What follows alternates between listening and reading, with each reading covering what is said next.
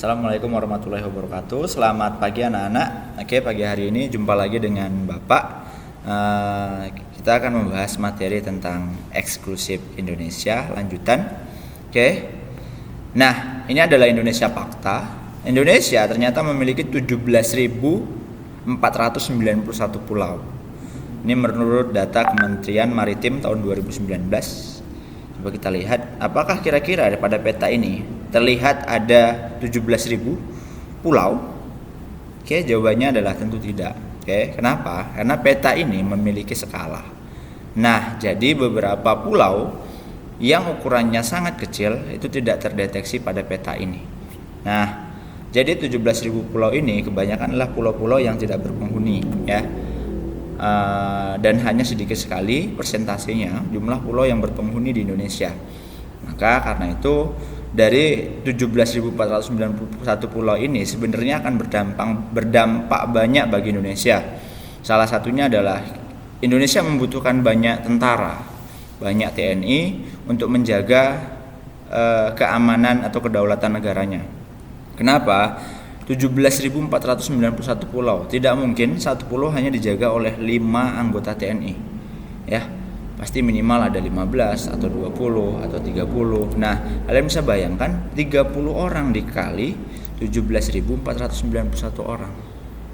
Belum lagi di kota Medan sendiri, apakah iya hanya ada 5 anggota TNI? Jawabannya sudah pasti tidak. Untuk kota besar aja kemungkinan ada ribuan bahkan mungkin puluhan ribu anggota TNI. Nah, jadi akhirnya jumlah 17.491 pulau ini akan sangat mempengaruhi jumlah TNI ataupun jumlah polisi yang dibutuhkan di Indonesia. Sehingga Indonesia sebagai negara kepulauan secara otomatis membuat kebutuhan akan keamanan dan kedaulatan alat negara yang bertugas untuk mengamankan negara itu jumlahnya jauh lebih banyak. Nah, itu adalah salah satu dampak dari 17.491 pulau di Indonesia. Nah, yang berikutnya, Indonesia sendiri memiliki kekayaan sebesar 1.340 suku bangsa. Ya, ini berdasarkan data BPS tahun 2010. Ya, jadi kita punya lebih dari 1.000 suku bangsa. Ya, ada beberapa yang jumlahnya sangat besar dan ada beberapa yang jumlahnya sangat sedikit, bahkan ada beberapa yang diambang kritis dalam artian hampir punah. Oke. Nah, yang berikutnya, terdapat 11 bahasa daerah dinyatakan punah. Nah, ini Kemendikbud berdasarkan data Kemendikbud tahun 2019, dan ternyata 11 bahasa yang dinyatakan punah ini waktunya kurang lebih 10 tahun. Jadi dari tahun 2009 sampai tahun 2019 itu kurang lebih 11 bahasa daerah yang dinyatakan punah. Oke, kenapa itu bisa terjadi? Kebanyakan sih karena kita kurang peduli dengan yang namanya bahasa ibu kita atau bahasa orang tua kita. Nah, saran Bapak sih, bahasa daerah merupakan salah satu kekayaan Indonesia.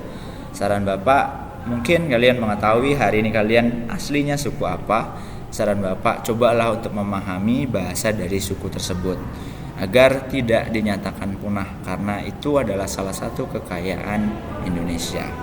Oke, yang berikutnya adalah terdapat 129 gunung api aktif dan 80 diantaranya berbahaya. Berdasarkan data Badan Vulkanologi Mitigasi Bencana Kegempaan tahun 2019. Nah, kalian bisa melihat jumlahnya ada 129 gunung api aktif. Belum lagi jumlah gunung api yang tidak aktif. Kenapa begitu banyak sekali gunung berapi di Indonesia? Jawabannya adalah karena Indonesia berada pada dua sirkum atau dua jalur gunung api dunia. Yang pertama adalah sirkum Mediterania, yang kedua adalah sirkum Pasifik. Sirkum Mediterania meliputi wilayah Sumatera, Jawa, Kalimantan, sedangkan sirkum Pasifik meliputi wilayah Sulawesi, Papua, dan Kepulauan Maluku. Oke. Nah, jadi wajar jika kita memiliki jumlah gunung api aktif yang luar biasa besar. Oke. Yang berikutnya, dalam 1 tahun terdapat 11.921 gempa bumi, yaitu pada tahun 2018 berdasarkan data Badan Meteorologi Klimatologi. Nah, di sini 11.920 kali gempa bumi ini, apakah semua bisa dirasakan manusia? Jawabannya adalah tidak. Gempa yang bisa dirasakan manusia adalah gempa yang amplitudonya lebih dari 4 skala Richter. Ya, untuk 3 juga sangat sedikit orang yang bisa merasakannya. Jadi gempa yang amplitudonya 1, 2, dan 3 ini adalah gempa yang tidak dirasakan manusia, tetapi harus masuk ke dalam data ini. 11.920 kali gempa. Nah, untuk gempa bumi juga, kenapa sih kita bisa mengalami banyak sekali gempa bumi? Jawabannya adalah karena kita berada pada 3 patahan aktif besar di dunia.